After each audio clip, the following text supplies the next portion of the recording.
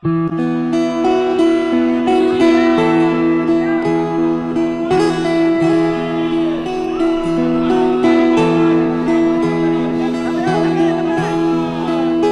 ang pangulo para sa pagbabago. Sawa na ang bayan ko sa magnanakaw na tapo.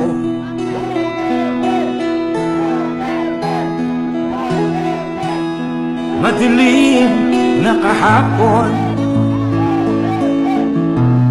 ikaw ang mag-aahon. Sa piling mo, di ko mawawala ang korupsyon.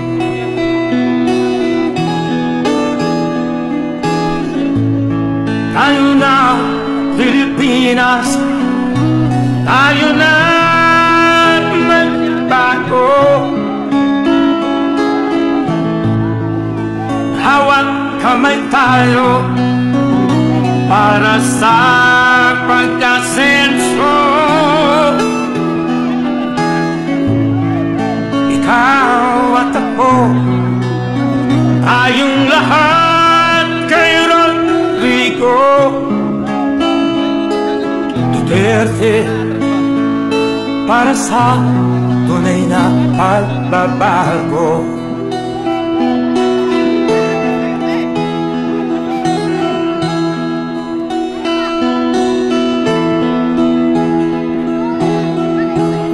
Masdan mo ang paligid, alamak mga krimen, rape, droga at mga nakawan, dapat nga mapigilan.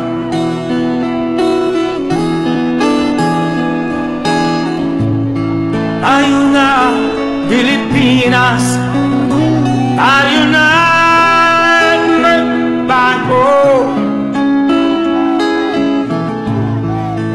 Hawak kamay tayo para sa pag-asenso.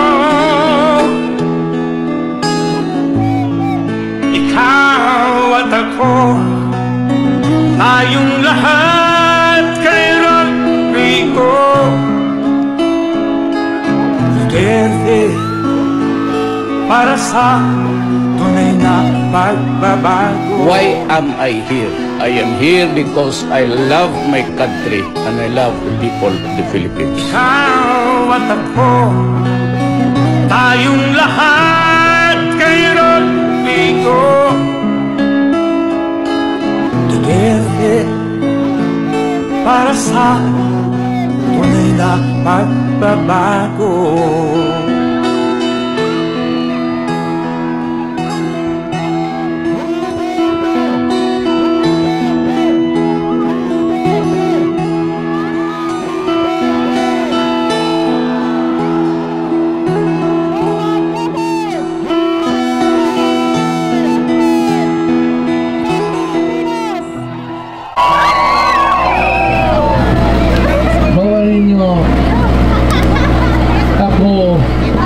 Retirado na.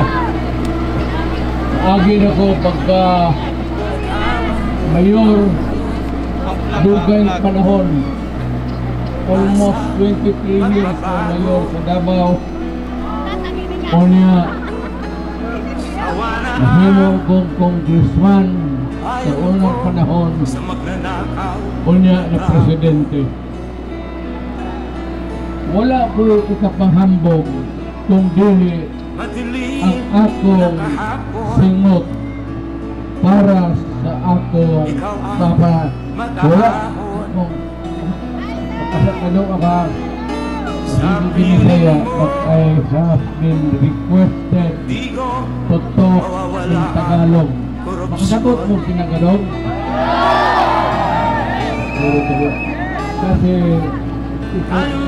coverage natin ngayon, maybe it's nationwide, I do not know, but we are being heard all over the country. Alam mo yung iba, yung pintuhan natin yan, hindi naman sila talaga nakakaintindi ng Bisaya. Kaya alam naman also, sila ang mga Tagalog na intindihan nila tayo, pero sila hindi nakakaintindi sa atin. Yungit ng mga Tagalog, di ka mao. So, hindi kasi taga Dumaguete, pero ganun pa man, I'd like to greet everybody, mga Tagalog, Mamumuro,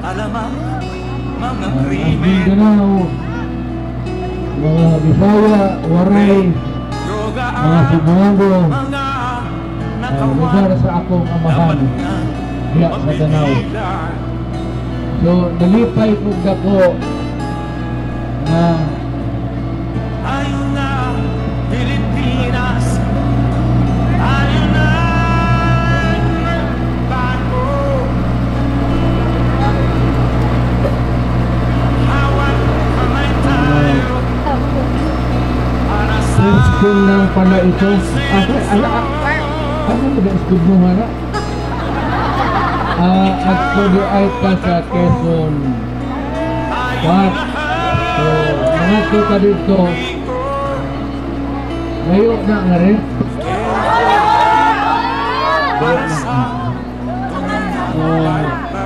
Malapit yan dito.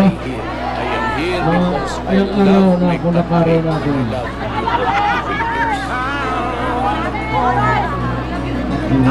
Akala ito.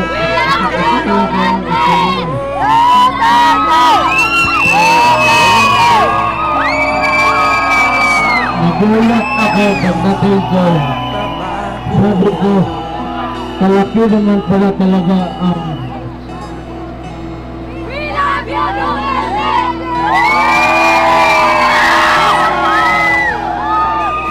alam mo, ganito may babasahin ngayon na pero ulitin ko ito sa Bible.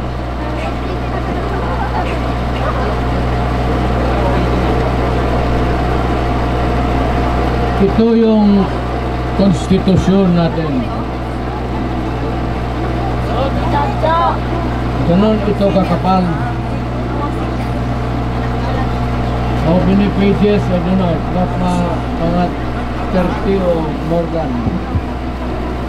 But dito sa Bill of Rights, ayan yung Bill of Rights kasi ito, constitution na ito.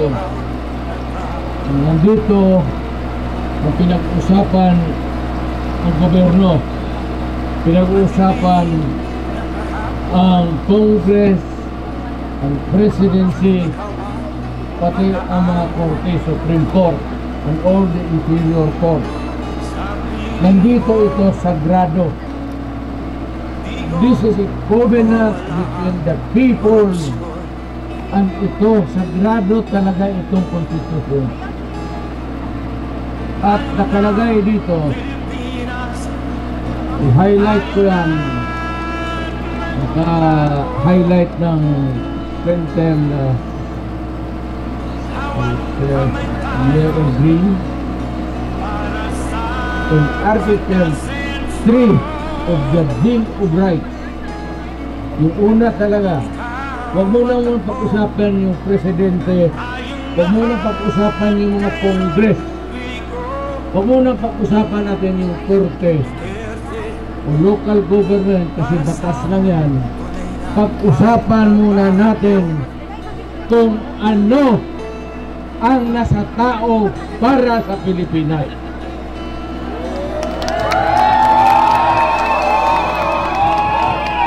Makinig kayong mabuti para maintindihan ninyo. Ang Bill of Rights parang wall yan, parang pader. Nakalagay dito muna ano ang taong karapatan. Parang divider ng na hindi mahimasok ang presidency, hindi pwedeng abusuhin ng Congress at susunod talaga ang Korte Suprema at lahat ng mga korte sa ating bayan. In Article 3, Section 4, basahin ko, ayan ulit, nakalagay dito, no law, walang batas, shall be passed, walang batas na gagawin abridging the freedom of speech. Walang parapan yan. Freedom of speech, of expression. Yung gusto mong sabihin, marsya mo wala. Kung anong panahon, kung uulan ba o mainit, no law shall be passed abridging. Basta wag mong galawin the freedom of speech, of expression, and of the press, and of the people that have the right to peaceably assemble. Yung basta peaceful lang, walang gulo. To peaceably assemble and petition the government of redress of grievance. Pinakamataas ito, kaya tayo may eleksyon, tayo naman ay nagsasalita maski saan-saan, at tayo'y nagbibigay ng sentimento kung ano ang nasa utak mo.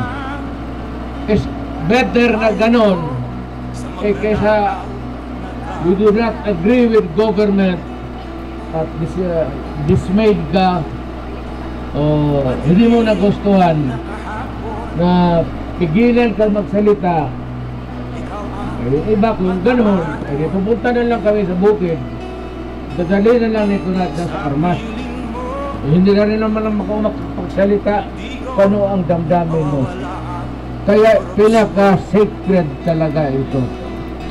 Now, what is ironic,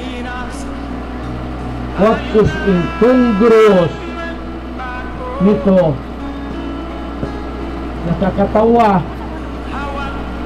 nakakagalit, nadaanan ko yung Freedom Park. Yun sana ang gusto namin.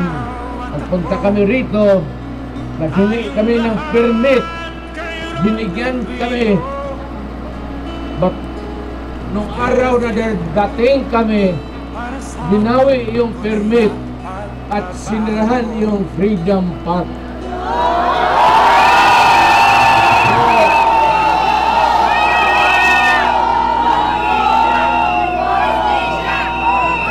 Kung ganun lang naman ang gusto nila na yung Freedom Park para lang sa kanila at yung hindi na sumusunod sa kanila o ayaw sa mga ideas nila, hindi pwede dyan. So, bakit ninyo pinangalanan ng Freedom Park yan?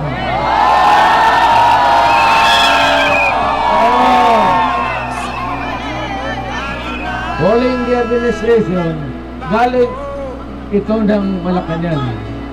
Kasi sa Bustos, Bulacan, ganun din ang nangyari. May plano kami, hindi kami ng permit.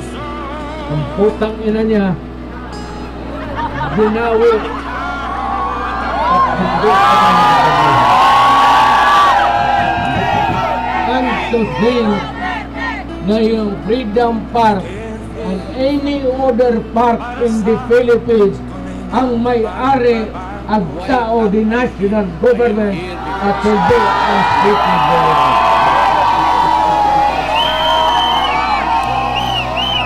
Kaya sinadya yan. Hindi sa syudad yan. Bakit mo sarahan? At hindi magamit ng tao para makapagsalita kung ano ang gusto niya ang damdamin. Kaya magamit ko man yung bastos na salita, what is the fucking reason na sinarya mo ang FARC?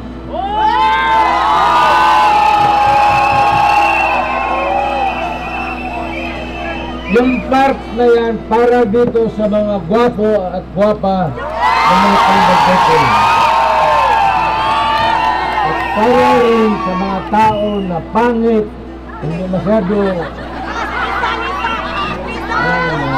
gaya namin, maradang hindi kami tawa.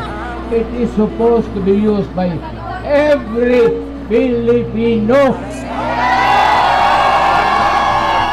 Saan ka ba na roon? Galing kang Mindanao, galing ka ng Luzon, at sabihin natin, okay, pag-usapan natin doon yung politika.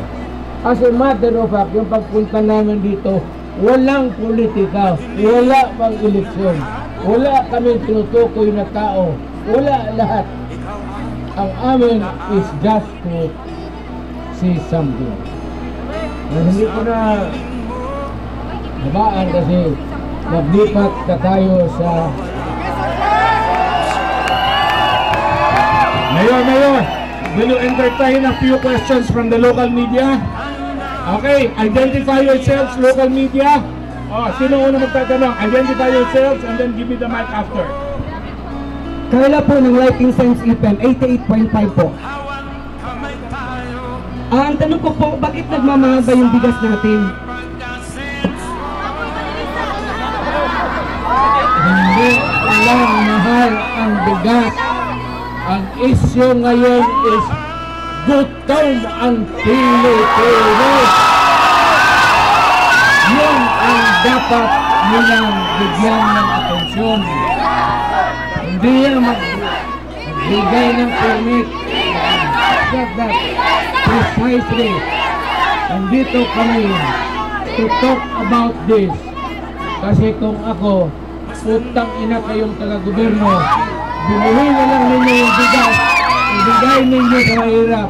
Total ang pera nandyan, hindi nawawala yan. Okay, next question. Identify yourself. Denmark TV po, ang YouTube channel.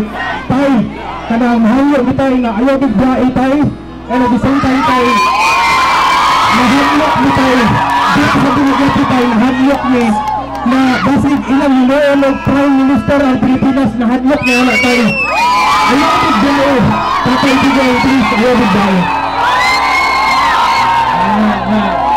Ilan ang duwaon karon. Kita unitary type of government. Karon ilan ang iswag ngadto sa parliamentary type. So ang tawag lang daw ang pinakabukat sa diha dili itawag presidente kundi ang prime minister. Pero ang makaso diha kamay ra katurang may kwarta o katong mga ubang probinsya hasi and musulod sila diha wa na limit, wa takibaw kung sana bag-ong concept na pang gobyerno. Kami mga abogado nito, pero wa na masabti sa tao kailan ang tuyoon para manatili sa gobyerno. Ayaw nang umalis ang mga putang ina.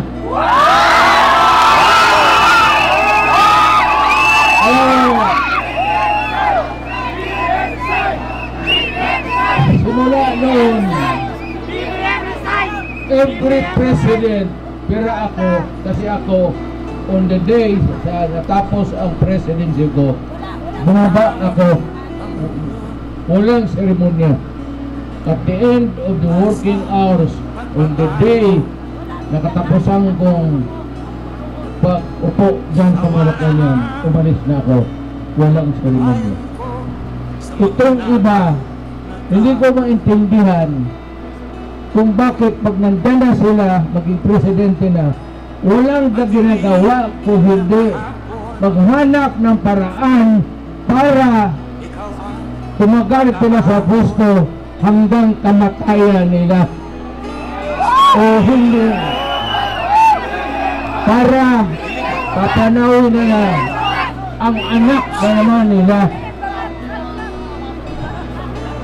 Ako, wala ako magawa rin. Kasi ako, naging anak ako ng gobernador. 20 years after, naging mayor ako. For 23 years, mayor ako ng Davao. Sa mga anak ko, kasi paakyat ako congressman, sinabi ko sa Davao, tinawag ko yung partido ko, at sinabi ko, mamili tayo sa atin kung sino ka. Eh alam mo, yan ang totoo, ayaw nila. Sabi nila, yung anak mo ang gusto namin. Eh kaya si Inday, pinuntahan ko, sabi ko, ikaw ang hinihingi ng tao. Eh ayaw talaga, nag-vacillate, parang electric fan, pag ganun-ganun si Inday. Sabi ko dahil, hindi ba tayong magawa ng political dynasty? But sundin natin yung kagustuhan ng tao. So, Jason! Esa nanay! Jason! Naging mayor, matagal, 3 terms. Tapos, umakyat siya as vice president. Ngayon, kung saan siya papunta after this, Diyos lang ang nakaalam at taong bayan kagaya ninyo. Kung ano lang ang gusto ninyo, yun ang nasunod. Inday Sara Duterte! Yan, Inday Sara Duterte! Inday Sara Duterte! Ay, hindi. Kung sa may mensahe po ninyo sa lain pang mga lokal na pamahalaan na gusto pa pugnan ang lain pang maisog peace rally sa lain mga dapit. either sumusunod sila sa Malacanang. Ayaw ko ba kung bakit, anong klaseng utak. Nagbigay ka na nga ng permit, binawi mo pa. Kasi tumawag ang Malacanang.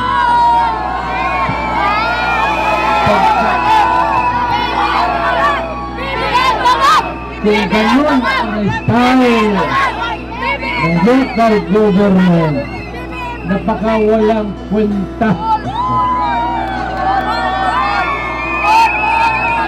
Hanap kayo ng iba.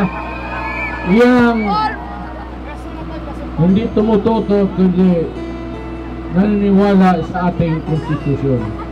Because it is only by obeying the Constitution na manatili ang Pilipinas demokrasya. Ay, tanong po ng taong bayan, magsasampa po tayo ng reklamo laban po sa mga nanggigipit laban dito sa maisog peace rally. Meron akong nakahaka sa Maynila, mag-file ng kaso. Pero ako naman, sa totoo lang, kung ayaw ninyo, di wag. So dito sabi ko, maski kung saan ako magsalita isang kanto, may 5 o 2 taong makinig sa akin, okay na ako. Kasi yun ang sadya ko. Yun ang dapat kong gawin. Retirado na ako, but the people must be protected and the people must be free. So, Okay. ngayon, magpunta tayo doon sa Rizal. Quezon Park. Quezon Park. Quezon Park. O maglakad tayo ng... Marunong tayo maglangoy. Kasi may Quezon Park rin ako sa Davao. Galing doon pagkatapos natin, maghabulan tayo ng langoy. Doon sa Davao. At doon tayo maghapunan kung swertihin. Kung walang swerte, tayo ang hapunan ng mga pating, lalo na yung mga pulili. Mayor, papayag pa ba kayo ng absolute last question galing sa media? Absolute last question. Okay? Mga kapatid, mahilig po sa Partner Studio. Ano po masasabi niyo sa takbo ng investigation ngayon sa Senado patungkol sa Pidea Leaks? Well, ito si Bato. Ito yung dinala ko doon sa Maynila kasi ginawa akong PNP chief. Bato, bata pa rin ako noon, nag-fiscal ako. Second lieutenant pa yan sa Philippine Constabulary. Ihado ko yan. Ako ang ninong sa kasal yan. I have full faith. Kaya lang medyo madaldal. Minsan saan pupunta yung bunganga. Pero hayaan mo siya. Si Bato, ipangako ko sa iyo, ilalabas niya yan totoo kung ano man yung putang ina. Magtiwala kayo kay Bato. PMA yan, mahusay na opisyal at straightforward sa buhay niya. Sa pinakamahabang panahon, he worked for me. He is good and he will be a leader of our country. He will willing to be a protector of the people's interest. Maraming salamat po. Maraming salamat! Dating Pangulo Rodrigo Roa Duterte!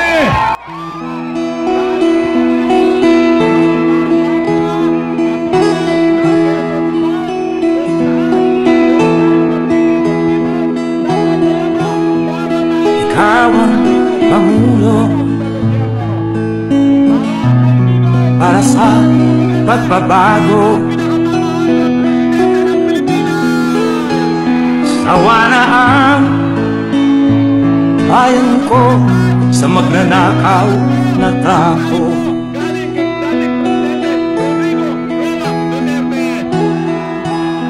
Madilim na kahapon, ikaw ang mag-aahon. Sa piling mo, di ko mawawala ang korupsyon.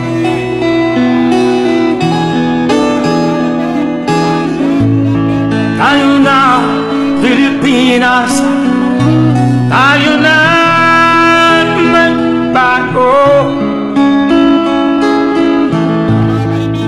Hawak kamay tayo para sa pag-asenso. Ikaw at ako, tayong lahat kay Rodrigo Duterte, para sa tunay na pagbabago.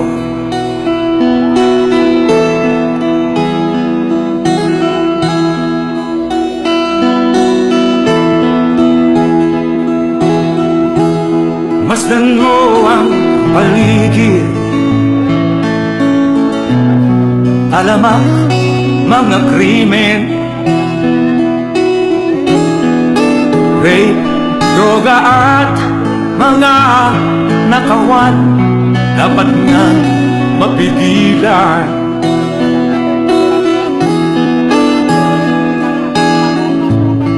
Tayo na Pilipinas, tayo na magbago.